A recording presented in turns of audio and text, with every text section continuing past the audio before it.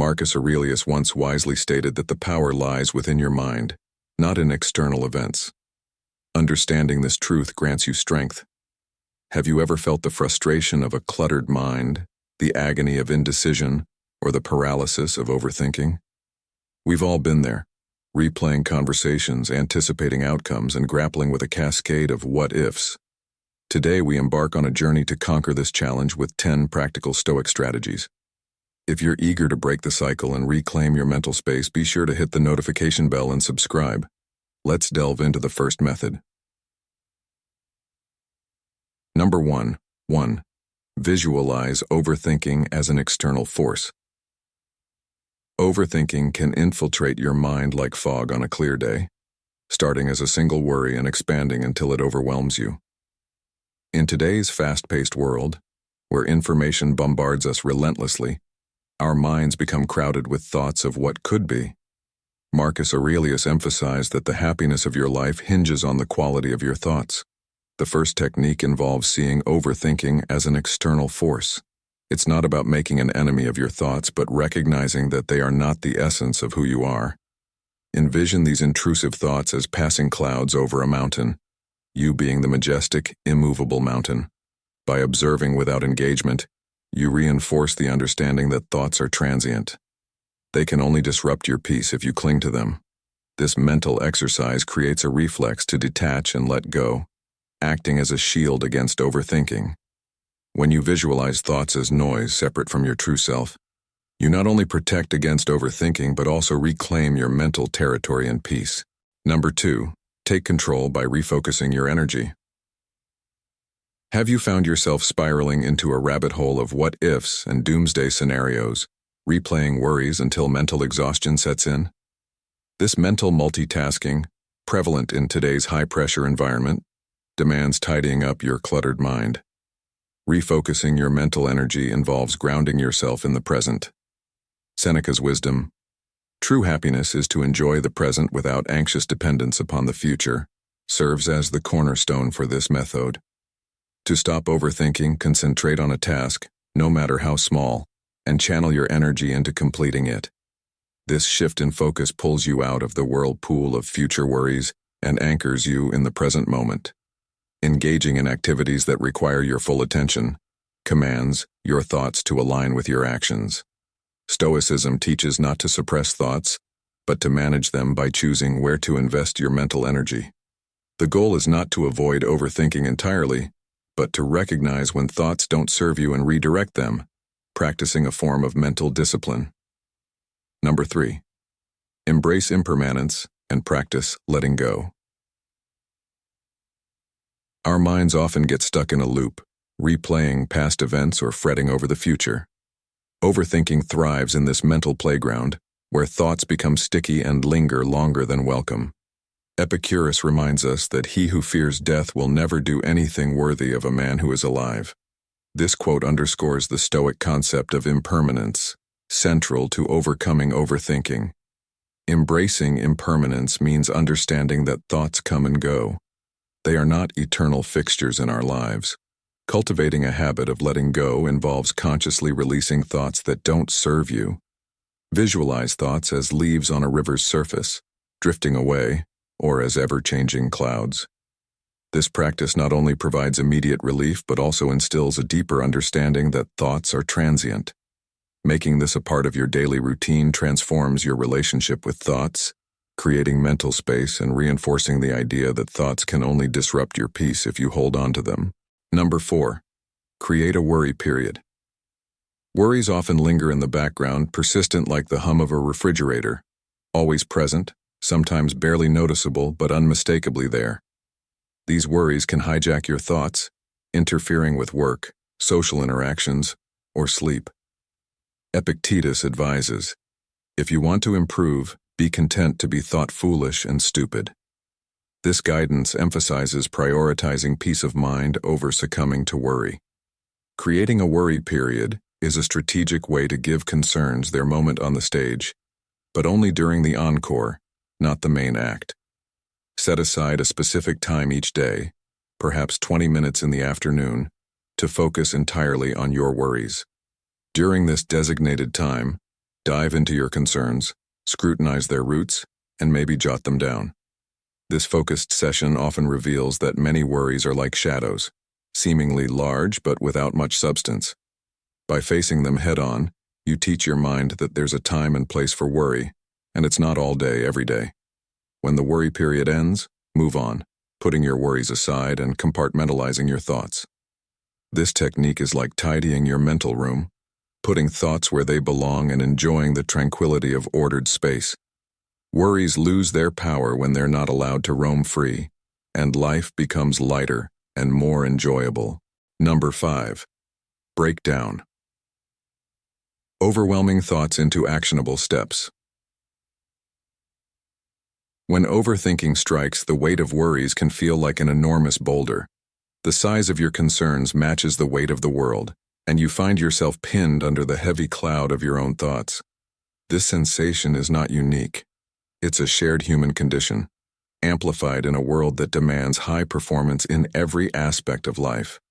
The pressure to excel can lead to paralysis and indecision, fueling the cycle of overthinking.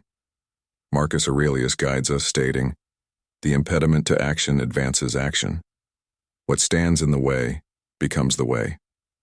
This profound insight forms the bedrock of the 5th technique, transforming overwhelming thoughts into actionable steps. When your mind races with a big worry or a complex problem, the trick is to break it down into smaller, manageable pieces. Ask yourself, what's the very next step I can take? Focus on one action, redirecting energy from worrying to doing. This approach is like untangling a giant knot by working on one small tangle at a time. By concentrating on one small step, you redirect energy from worrying to doing, navigating through concerns with purpose and precision. Each small step builds momentum, and as you look back, you realize that the once overwhelming tide of overthinking has been tamed, wave by wave. This method teaches patience, resilience, and trust in your ability to confront challenges head-on. What once seemed insurmountable is behind you, and the sense of accomplishment and clarity replaces the overwhelming tide of overthinking. Number 6. Shift your perspective to gratitude. Our minds often lead us into a maze of overthinking about what we lack, what could go wrong, or what we have yet to achieve. This relentless loop can leave us feeling drained and discontent. Seneca's wisdom, "True happiness is to enjoy the present without anxious dependence upon the future," urges used to shift our perspective from lack to abundancy. The practice of gratitude pulls use out of the ruts of our minds and plants us firmly in the rich soil of the present. To make this shift, acknowledge 3 things you're grateful for each day. They don't have to be grand, they just need to be genuine. This simple practice pivots your mind away from the cycle of overthinking and towards a sense of appreciation for what is right now in your life. By anchoring yourself in gratitude, you silence the noise of overthinking and enrich your daily experience. Gratitude magnifies the positive in your life, slowly transforming your inner dialogue from scarcity to abundance.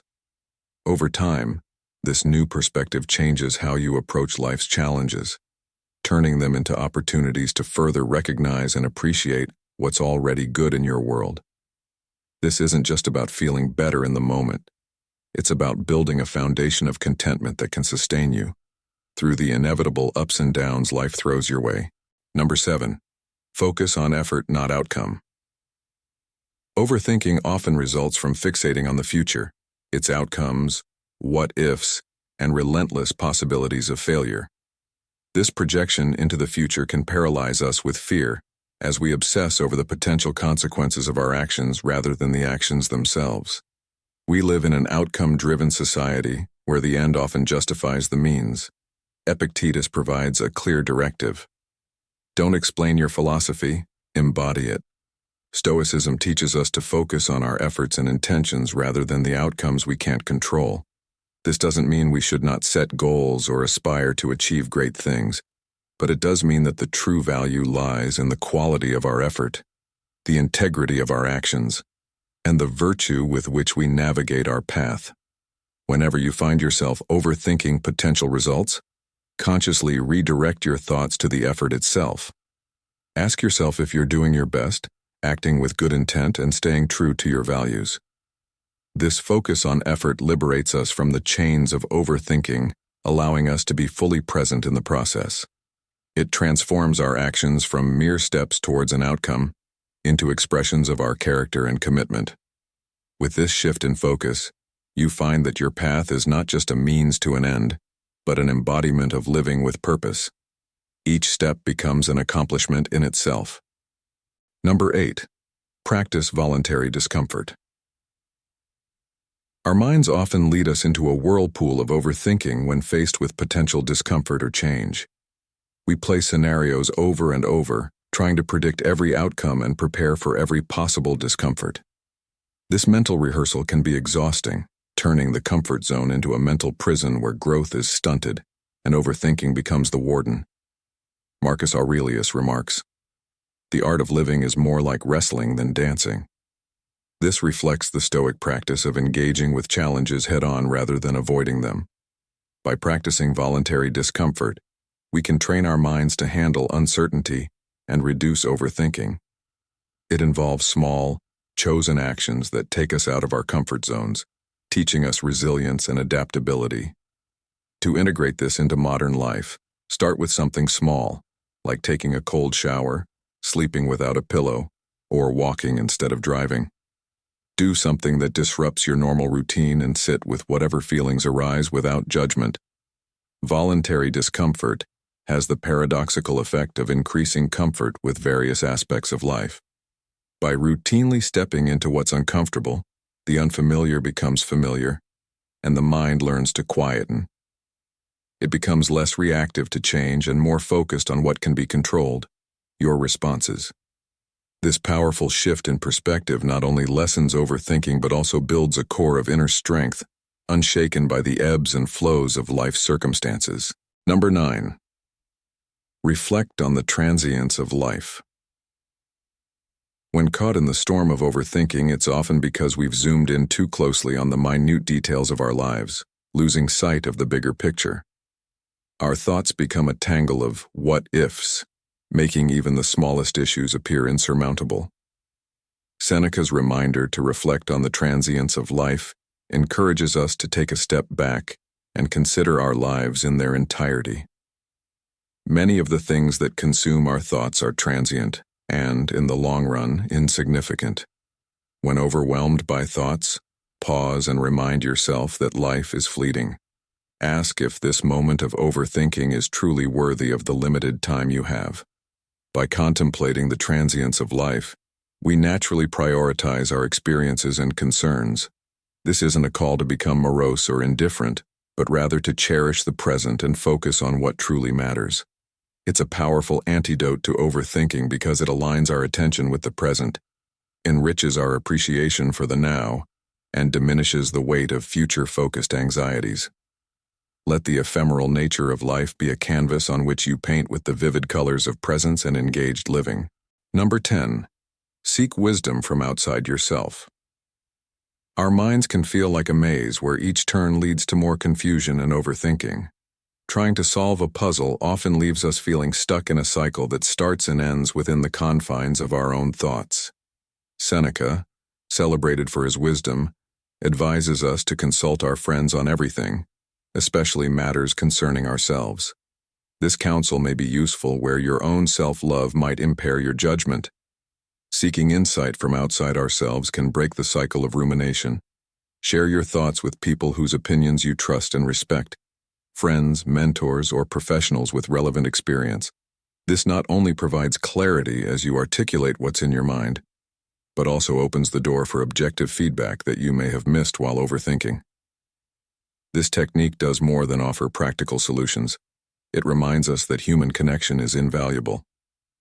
When we share our burdens, they often become lighter. This is not a weakness, but a recognition of the collective strength we have as social beings. Let the wisdom of others guide you out of the shadows of overthinking. With each conversation, you'll find the puzzle becoming easier to solve, not because the problems are any less complex, but because you're no longer trying to solve them in isolation. These 10 methods are stepping stones in our shared path of intellectual growth. If you value the pursuit of wisdom, Please subscribe and give the video a thumbs up. Together, let us persist on this path, constantly seeking the wisdom the Stoic masters have set before us.